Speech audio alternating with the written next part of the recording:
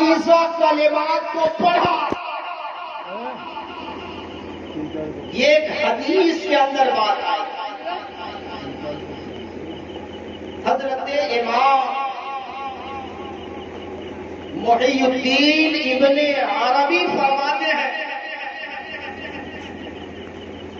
کہ میں نے 70,000 مرتبہ لا الہ الا اللہ کو پڑھ رکھا. کبھی کبھار ایسا ہوتا ہے کہ آدمی قرآن کے کچھ پارے کو پڑھ ایڈوانس کے طور پر رکھتا ہے. کسی کی روح کو ایصال ثواب نہیں کرتا، بس پڑھ کے محفوظ رکھتا. امام ابن عربی فرماتے ہیں کہ میں نے بھی 70,000 مرتبہ لا الہ الا اللہ کو پڑھ کر محفوظ کر رکھا. کسی کی روح کو بخشا نہیں تھا. کہتے ہیں اتفاق ایسا ہوا کہ ایک جگہ سے دعوت آئی. اس دعوت میں بھی حاضر ہوا اور میرے ساتھ ایک کاشف نوجوان یعنی جس کو کشف میں بڑا ملکہ حاصل تھا، وہ بندہ بھی اس دعوت میں حاضر ہوا. چنانچہ پروگرام چلتا رہا. ایک ایسا وقت آیا، آپ لوگ ادھر توجہ دیجیے، ایک ایسا وقت آیا کہ پروگرام ختم ہونے کے بعد، اب ظاہر سی بات ہے میلاد کا پروگرام چل رہا ہے، آخر الصلاۃ والسلام ہونے کے بعد ان علماء کو، ان عوام کو کھانا کھلایا جائے. تو حضرت امام ابن عربی فرماتے ہیں کہ پروگرام ختم ہونے کے بعد دسترخوان لگایا گیا، دسترخوان پہ کھانا سجایا گیا. انواع و اقسام، طرح طرح کے کھانے موجود تھے. میں بھی دسترخوان پر بیٹھا تھا، وہ نوجوان بھی دسترخوان پر بیٹھا تھا. لیکن میں دیکھ کیا رہا ہوں کہ وہ کاشف نوجوان کھانا کھانے کے بجائے آنسو بہا رہا ہے، رو رہا ہے. آپ نے فرمایا، اے کاشف نوجوان، صاحب خانہ نے کھانے کا بڑھیا انتظام کیا، طرح طرح کے کھانے موجود ہیں، لیکن کھانے کے بجائے زاروں قطار رو رہا ہے. آخر وجہ کیا ہے؟ ذرا رات سے پردہ اٹھاؤ، مجھے بھی سمجھاؤ کہ تیرے رونے میں راز کیا ہے. آخر کیا مسئلہ ہے کہ تم زاروں قطار رو رہے ہو؟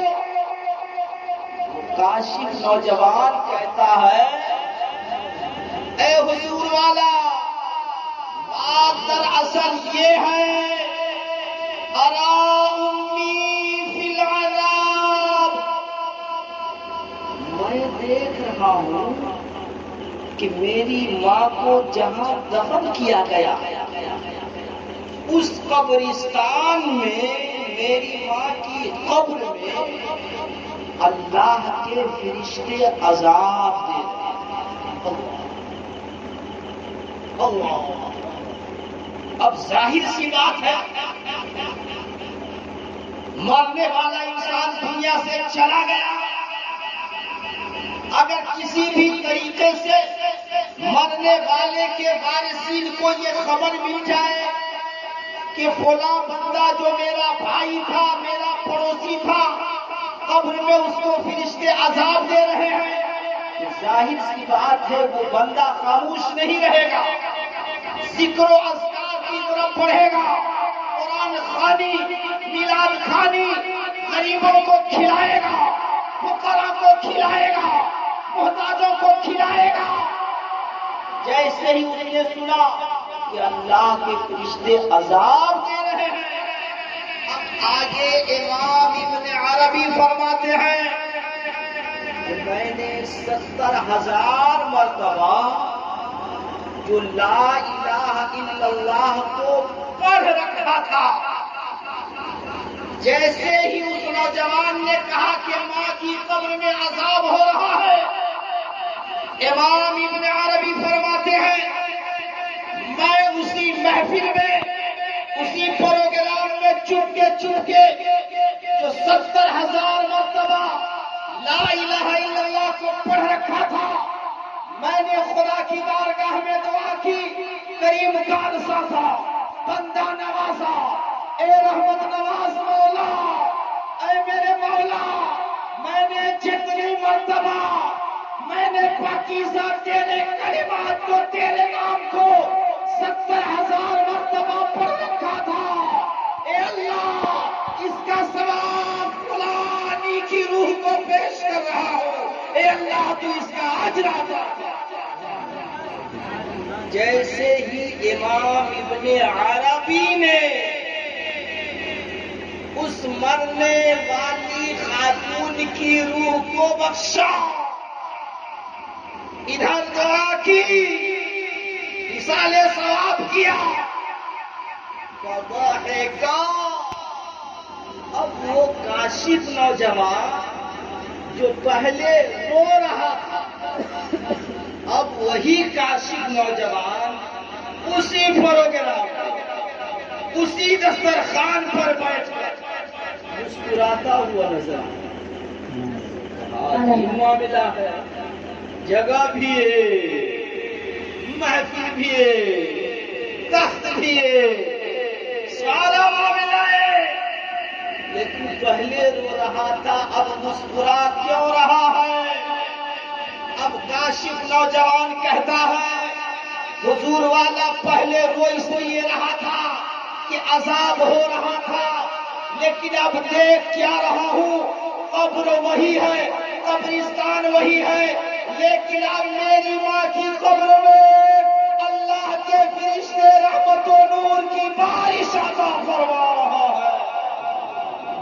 ظاہر سی بات ہے، جب بات بدل گئی، معاملہ بدلا، حال بدل گیا، کیفیت بدل گئی، اب منہج پہلے والا نہ رہا، اب طریقہ بدلا، اس بنیاد پر میں مسکرا رہا ہوں۔ اچھا، میں آپ سے ایک سوال کرتا ہوں، یہ جو کاشف نوجوان قبر میں کیا ہو رہا تھا؟ قبر میں کیا ہو رہا تھا؟ 80 من مٹی کے نیچے کیا ہو رہا ہے؟ یہ کاشف نوجوان زمین کے اوپر سے دیکھے، توجہ، یہ کاشف نوجوان نبی نہیں ہے، صحابی نہیں ہے، بلکہ ایک ولی ہے۔ جب اللہ کا ایک ولی، خدا رسیدہ، تہجد گزار، تقوی شیعہ، نبی کا وفادار، زمین کے اوپر سے دیکھ لیتا ہے کہ قبر میں کیا ہو رہا ہے، تو مدینے میں آرام فرمانے والے آقا کا کیا کہنا۔ اسی لیے تو شاعر نے کہا ہے، جب ان کے قدا بھر دیتے ہیں شاہانے زمانے کی جھولی، ارے محتاج کا جب یہ عالم ہے تو مختار کا عالم۔ نبی کے غلام کا یہ حال ہے کہ مدینے میں آرام فرمانے والے آقا کی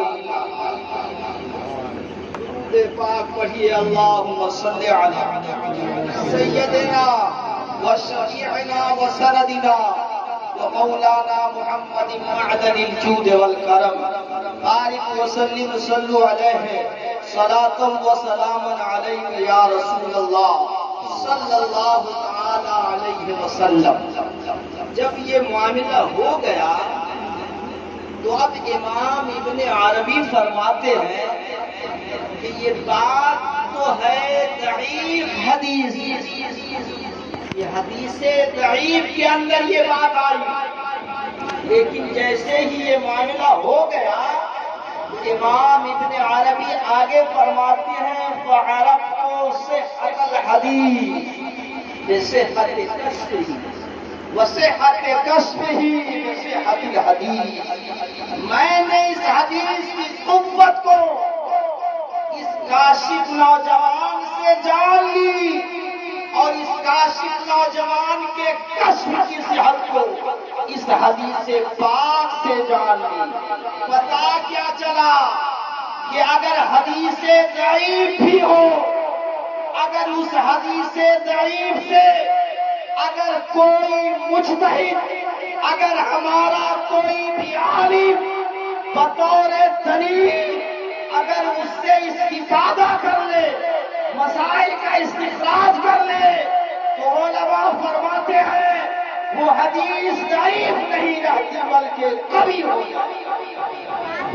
دیکھا کہی اللہم صلی علی سیدنا و شفیعنا و سندنا و مولانا محمد معدن الجود والکرم بارک وسلم صلو علیہ صلاۃ و سلام علیک یا رسول اللہ صلی اللہ علیہ وسلم. اس لیے آج چچا عبدالودود صاحب نے اپنی اہلیہ کے لیے یہ جو کچھ کیا ہے اور کرتے رہیں گے اللہ اس کا اجر عطا. اب ایک اور واقعہ سنا. مکہ المکرمہ کی تاریخ ہے. حضرت حماد مکی ان کا بیان ہے کہ ایک مرتبہ میں مکہ المکرمہ کے قبرستان میں حاضر ہوا. حاضر ہونے کے بعد سورہ اخلاص کو 11 مرتبہ پڑھ کر میں نے اہل قبرستان کی روح کو پیش کیا کہ اللہ میں نے جو کچھ پڑھا ہے اس پڑھے ہوئے کلمات کا ثواب اہل قبرستان کی روح کو پیش کر رہا ہوں، اے اللہ اس کا اجر عطا. چنانچہ حضرت حماد مکی کہتے ہیں کہ میں فاتحہ پڑھ کر تھوڑی دیر کے لیے مجھے نیند آ گئی. تھوڑی دیر کے لیے نیند آئی تو میں نے نیند میں کیا دیکھا کہ اس قبرستان میں جتنے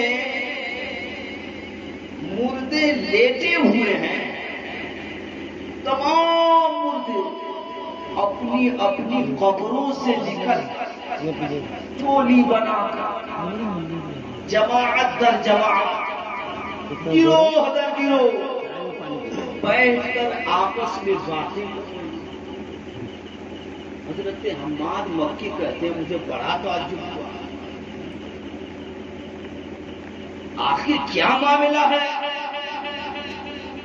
صاحب قبرستان جو مردے قبر میں جا چکے ہیں قبر سے نکل کر جماعت در جماعت بیٹھ کر آپس میں تذکرہ کر رہے ہیں، گفت و شنید کر رہے ہیں.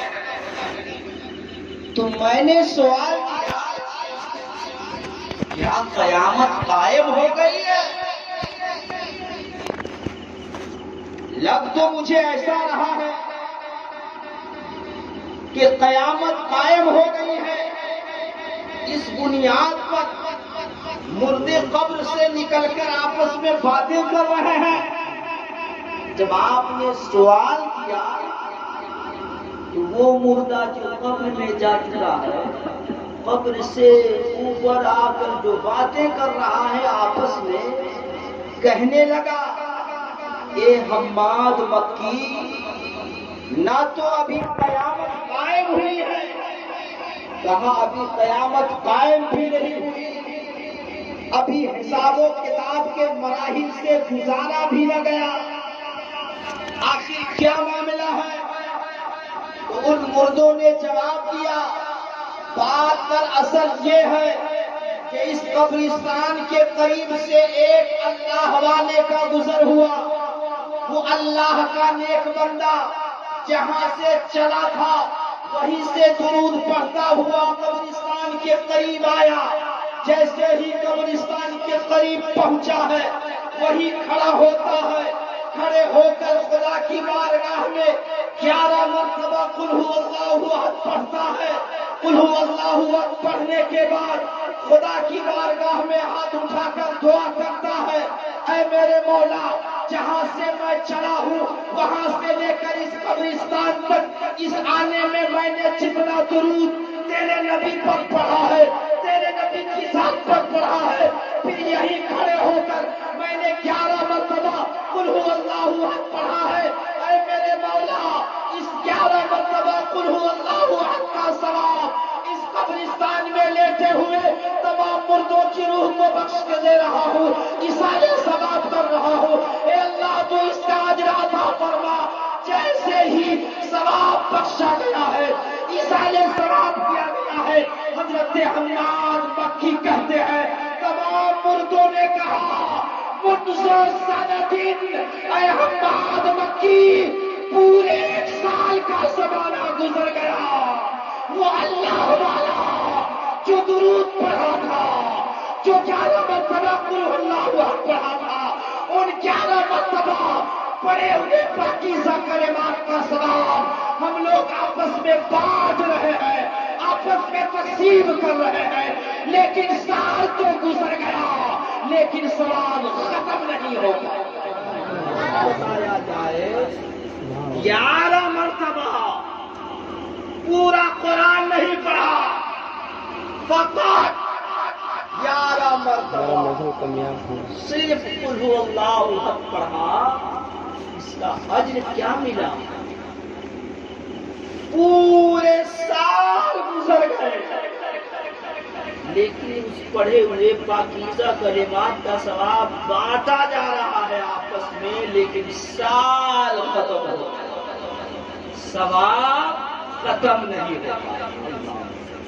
اللہ کا کتنا بڑا کرم ہے، کرم والا ایک کرم ہے، اس لیے جو بھی میرا بھائی اپنے مرحومین کے لیے ایصال ثواب کرتے ہیں، ہمارا ایمان اور یقین کرتا ہے اللہ تعالیٰ اس کا اجر و ثواب عطا فرماتا، یقیناً عطا فرماتا ہے۔ درود پاک پڑھیے، اللہم صلی علی سیدنا و مولانا محمد معدن الجود والکرم، بارک وسلم صلو علیہ و سلام علیہ یا رسول اللہ صلی اللہ تعالی علیہ وسلم۔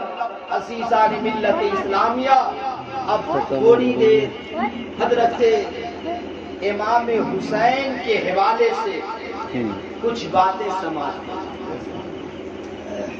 ایک صحابی ہیں حضرت حذیفہ رضی اللہ تعالی عنہ، وہ بیان فرماتے ہیں کہ ایک مرتبہ میں نے اپنی والدہ محترمہ سے کہا، امی جان آج اجازت دو، میں جاتا ہوں نبی کی ابتدا میں مغرب کی نماز پڑھوں گا اور تیرے لیے اور اپنے لیے بخشش کی دعا کروں گا۔ کتنا بڑھیا عقیدہ لیے یہ صحابی اپنے گھر سے چلے۔ اب ماں کو کیا چاہیے؟ اب اگر ایک بیٹا یہ سوچ رکھ رہا ہے کہ جاؤں نبی کی ابتدا میں نماز پڑھوں، اپنے لیے تیرے لیے مغفرت کی دعا، بخشش کی دعا کرنا اجازت بھی نہیں۔ حضرت حذیفہ کہتے ہیں میں گھر سے چلا،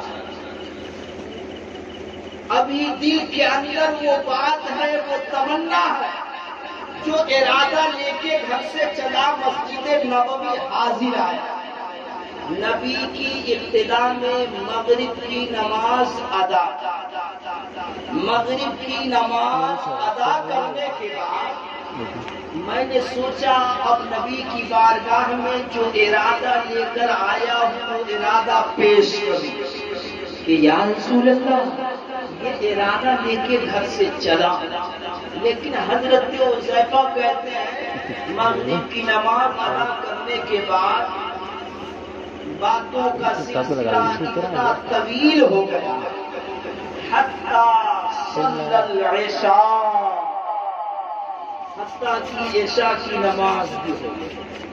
توجہ، مغرب سے پہلے چلا، ارادہ لے کر نبی کی بارگاہ میں اپنی بخشش کے لیے، ماں کی بخشش کے لیے دعا کروں گا، لیکن ارادہ ابھی دل کے اندر ہی ہے، عشاء کا وقت ہو گیا۔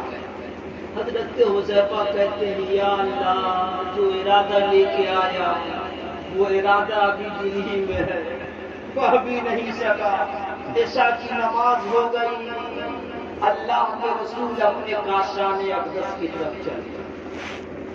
اب حذیفہ کہتے ہیں دل کی بات تو دل ہی میں ہے، کیسے کہوں؟ ادب گاہی کے زیر آسمان از عرش نازک نفس گم کر دمی آیت جنید و بایزیدی جا۔ آقا آگے آگے چل رہے ہیں، حضرت حذیفہ کہتے ہیں میں بھی پیچھے پیچھے چل پڑا، سبحان اللہ، آگے آگے نبی، پیچھے پیچھے صحابی۔ حضرت حذیفہ کہتے ہیں فسمع صوتی، قدموں کی آہٹ چاپ سنی، آقا آگے پیچھے صحابی، مدینے کی گلیاں، لا اقسم بہذا البلد وانت حل بہذا البلد، مدینے کی گلیاں۔ حضرت حذیفہ کہتے ہیں آقا آگے آگے چل رہے، میں پیچھے پیچھے چل رہا تھا، میرے قدموں کی آہٹ نبی نے سنی، بغیر مڑے جواب دیا من ھذا حذیفہ، میرے پیچھے پیچھے آنے والا حذیفہ ہے۔ حضرت حذیفہ کہتے ہیں میں نے عرض کیا نعم ہاں یا رسول اللہ میں حذیفہ ہوں۔ اب میرے آقا بغیر پلٹے ارشاد فرماتے ہیں غفر اللہ لک ولأمک ما حاجتک، اے حذیفہ جاؤ اللہ تجھے بھی بخشے، تیری ماں کو بھی بخشے، بتاؤ کام کیا ہے، بتاؤ کام کیا ہے۔ پیچھے سے ہم کو کوئی آواز دے، آگے آگے اگر ہم اور آپ چلتے ہیں، پیچھے سے اگر کسی کی چپل کی آواز، جوتے کی آواز اگر ملتی ہے تو آگے چلنے والا پلٹ کو ضرور دیکھتا کون آ رہا ہے، اس کی چپل میں بڑی آواز ہے، جوتے میں بڑی آواز ہے، نبی نے پلٹا نہیں، چل رہے ہیں، قدم آگے کی طرف بڑھ رہا ہے، بغیر مڑے ارشاد فرماتے ہیں حذیفہ ما حاجتک غفر اللہ لک ولأمک، اے حذیفہ جا اللہ تجھے بھی بخشے، تیری ماں کو بھی بخشے، بول کام کیا ہے۔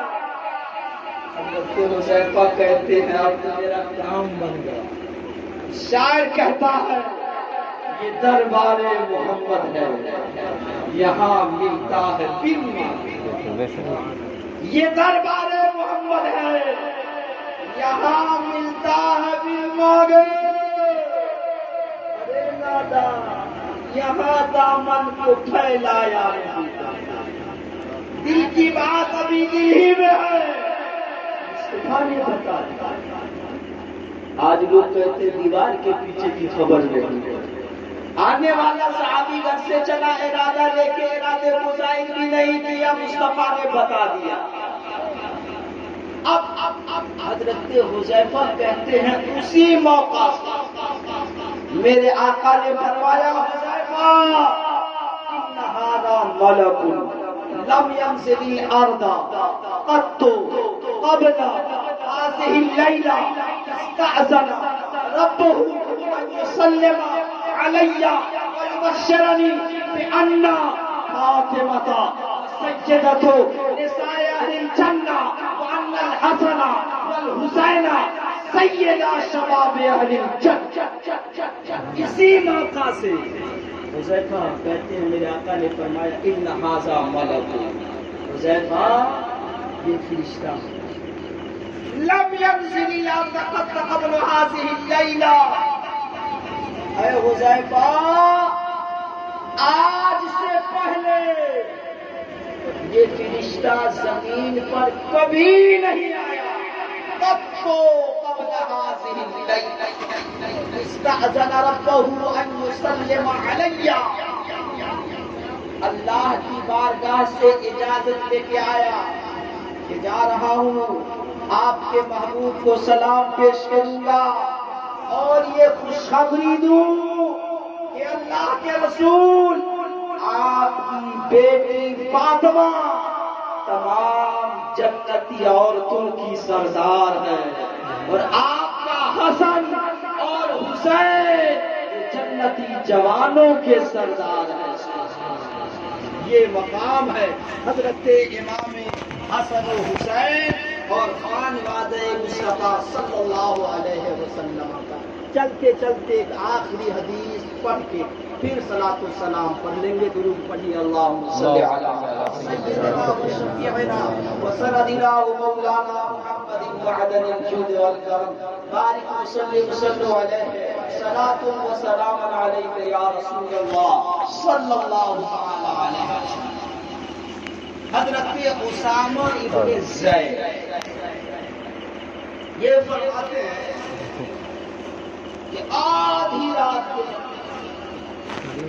میں اللہ کے رسول کی بارگاہ میں کسی ضرورت کے تحت کوئی کام پڑ گیا، نبی کی بارگاہ میں حاضر ہوا، فخرج النبی صلی اللہ علیہ وسلم، اللہ کے رسول اپنے کاشان اقدس سے باہر تشریف لائے۔ فلما فرغت من حاجتی، جب میں اپنی ضرورت سے فارغ ہوا، صلاۃ السلام پڑھا،